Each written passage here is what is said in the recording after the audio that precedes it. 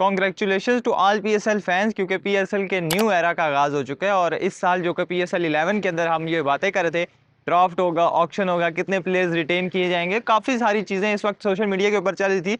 उस हवाले से आज पीएसएल ने आज सुबह के टाइम एक प्रेस रिलीज़ जारी की है और उसके अंदर तमाम पॉइंट्स तरतीब वाइज एक्सप्लेन कर दिए और उसके बाद तमाम लोगों को जो है कंफर्म हो जाएगा कि कौन सी चीज़ें पीएसएल 11 के अंदर आ रही हैं और कौन सी चीज़ें पीएसएल 11 के अंदर नहीं होंगी। आज की वीडियो के अंदर मैं उन्हीं तमाम पॉइंट्स को आपके साथ शेयर करूंगा और आपके साथ डिस्कस करके एक्सप्लेन करके आपको समझाऊंगा कि दरअसल पीएसएल 11 के अंदर हकीकतन होने क्या जा रहा है, कौन सी चीज़ें होंगी और कौन सी नहीं। तो अगर आपने ये वीडियो एंड तक देख ली तो उसके बाद आई थिंक आपको कोई भी परेशानी या कोई भी कन्फ्यूजन नहीं रहेगी।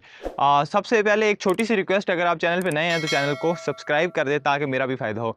और स्टार्ट करते हैं। PSL as we all know कि लोग बातें करते हैं कि ऑक्शन आएगा, कुछ लोग बातें करते हैं ड्राफ्ट आएगा, फिर कुछ लोग बातें करते हैं कि कंबाइन इनकी स्ट्रेटजीज को यूज़ किया जाएगा। वहीं पे कुछ कह रहे थे रिटेंशन की क्या पॉलिसी होगी, नई टीम्स के अंदर कह रहे थे रिटेंशन नहीं होनी चाहिए, लाहौर के अंदर क्या थी रिटेंशन होनी चाहिए और कुछ समझ नहीं आ रही थी, काफ़ी कन्फ्यूजन पिछले कुछ अरसे में चल रही थी।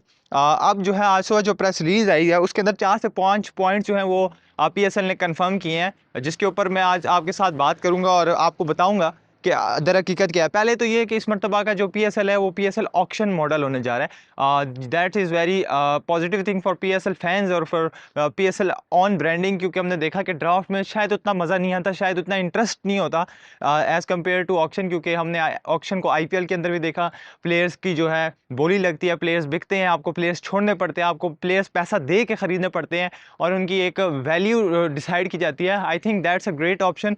और टीम्स के ऑनर भी अगर किसी प्लेयर को रखना चाहते हैं तो उनको थोड़ी सी मेहनत करनी पड़े। जो पहला पॉइंट है उसके अंदर लिखा हुआ है अ फ्रेंचाइज में retain a maximum of 4 player limited to 1 player per category. बहुत लोगों ने बात की कि प्लेयर्स की रिटेंशन कम होनी चाहिए, कुछ ने कहा, फुरकान भाई ने कहा कि 1 होनी चाहिए, लेकिन उन्होंने 3 के ऊपर वीडियो बनाई, कुछ लोगों ने 4 की बात की, कुछ लोगों ने, ज़्यादातर ने यही बात की थी कि 3 रिटेंशन होगी। लेकिन खबर अब जो फाइनल निकल आई है वो ये है कि 4 रिटेंशन एक टीम को अलाउ की गई हैं पीएसएल 11 के लिए, मतलब कि हर टीम अपने 4 को प्लेयर्स को रिटेन कर सकता है। अगर इस रिटेंशन के हवाले से बात करें तो इसके अंदर जो एक मज़े का पॉइंट है वो ये है कि आप हर कैटेगरी के अंदर सिर्फ एक प्लेयर को रिटेन कर सकते हो, जो कि एक अच्छा और पॉजिटिव इंटेंट है। क्योंकि अगर आप खाली 4 रिटेंशन दे देते तो जो सबसे बेस्ट कैटेगरी होती है उसके अंदर वो 3 प्लेयर्स को रिटेन कर लेते और दूसरी कैटेगरी में 1। लेकिन अब क्योंकि आपने हर कैटेगरी में एक प्लेयर को रिटेन करना है तो it's mean diamond, silver, gold सब के अंदर, और आप जो है प्लेटिनियम के अंदर एक एक प्लेयर को रिटेन करोगे। ये एक अच्छी मूव की गई पीएसएल के लिए, पीएसएल के हवाले से। तो मतलब कि अगर किसी टीम के पास 5 से 6 या 7 कोर प्लेयर्स हैं तो ऑब्वियसली बात है कि वो 4 प्लेयर्स को रिटेन करेंगे और बाकी 3 से 4 प्लेयर्स उनके ऑक्शन में चले जाएंगे और फिर वो जो बड़े प्लेयर्स हैं वो दूसरी टीम को उठाने का मौका मिलेगा। वहीं पर दूसरे पॉइंट की बात करें तो दूसरे पॉइंट में बात की गई है new franchises will be allowed to select and retain 4 players from the available player pool prior to the auction. जो नई फ्रेंचाइज आई है, जैसा कि 2 नई टीम्स आई हैं, उनके लिए ये स्ट्रैटेजी है कि वो रिटेन कर सकते हैं 4 प्लेयर्स को, पहले ही ऑक्शन से पहले भी वो अपने 4 प्लेयर्स सेलेक्ट कर लेते हैं, उनको सेलेक्ट कर सकते हैं। उनके लिए ऐसा इशू नहीं है कि वो अपने कोई से भी जो पूल के अंदर प्लेयर्स मौजूद हैं, जो बाकी टीम तो रिटेन कर लेंगी, जो प्लेयर्स मौजूद होंगे उनमें से वो 4 प्लेयर्स को रिटेन कर सकते हैं। ये एक अच्छा पॉइंट है कि आप उनको भी एक एज दे रहे हो। जाहिर सी बात है नई टीम्स है, उनके लिए मुश्किल होगा कि अगर वो सिर्फ ऑक्शन में आके अपनी टीम बनाते। तो ये मेरे ख्याल से एक अच्छा पॉइंट रेज किया गया पीएसएल की मैनेजमेंट की तरफ से। फिर the third and the most one ये है कि regulation related to mentors, brand ambassadors and right to match our team has been disqualified। अब जब ऑक्शन सिस्टम आ गया, ड्राफ्ट सिस्टम को ख़त्म कर दिया गया, तो अब ये है कि जो आरटीएम सिस्टम होता था, पहले मेंटोर होता था, प्लेयर्स की चेंजेस होती थी, आरटीएम यूज़ करके प्लेयर को दोबारा टीम में सेलेक्ट कर लिया जाता था।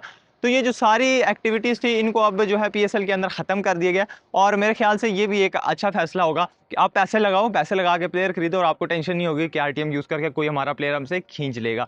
3 पॉइंट्स मैंने आपके साथ डिस्कस कर दिए। चौथा पॉइंट है each franchise will be allowed 1 direct signing of a foreign player who do not participate in HPL PSL 10। इस पॉइंट के मुताबिक हर टीम जो है वो एक फॉरेन प्लेयर को असाइन कर सकती है, उसके साथ डायरेक्ट साइनिंग कर सकती है उन प्लेयर्स के साथ जो कि PSL 10 के अंदर अलाउड नहीं थे या जो PSL 10 जिन्होंने नहीं खेला था। मतलब कि वो ओवरसीज़ प्लेयर्स जो पिछले साल के PSL के लिए अवेलेबल नहीं थे या उन्होंने पिछले साल के PSL के अंदर पार्टिसिपेट नहीं किया था, किसी टीम के लिए खेला नहीं था, अगर ऐसा कोई प्लेयर PSL के अंदर आना चाहता है और ऑनर्स उसको डायरेक्ट साइनिंग करना चाहते हैं, उनको पैसे दे के टीम के अंदर लाना चाहते हैं, तो आपको अलाउ है कि आप एक प्लेयर को लेकर आ सकते हो। और the last one is the player salary cap has been increase to $1.6 million USD per franchise. ये एक अच्छी चीज़ है कि आपको हर फ्रेंचाइज को जो है यूएसडी डॉलर्स इंक्रीज कर दिए गए हैं और अब 1.6 मिलियन जो है वो एक फ्रेंचाइज के पास पैसे होंगे।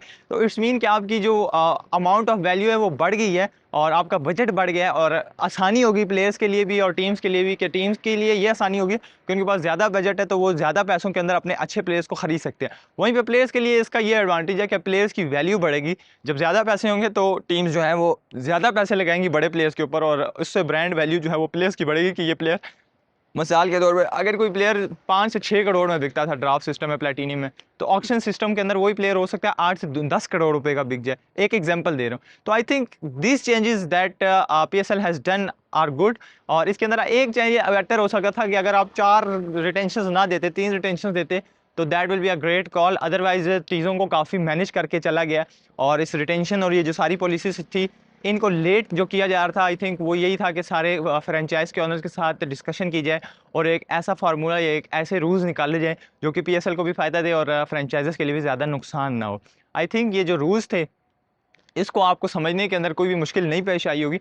अगर इस समझाने के बाद भी आपका कोई क्वेश्चन है या आपको कोई कन्फ्यूज़न है तो आप अपनी कन्फ्यूजन या अपना क्वेश्चन कमेंट बॉक्स में रख सकते हैं और मैं आपका कमेंट पढ़ के आपको रिप्लाई करूंगा और आपको समझाने की कोशिश करूंगा। उम्मीद करता हूं कि आपको ये वीडियो पसंद आई होगी। अगर आपको ये वीडियो पसंद आई है तो वीडियो को लाइक और चैनल को सब्सक्राइब कर दें। मिलते हैं नेक्स्ट वीडियो में, तब तक के लिए अल्लाह हाफिज़।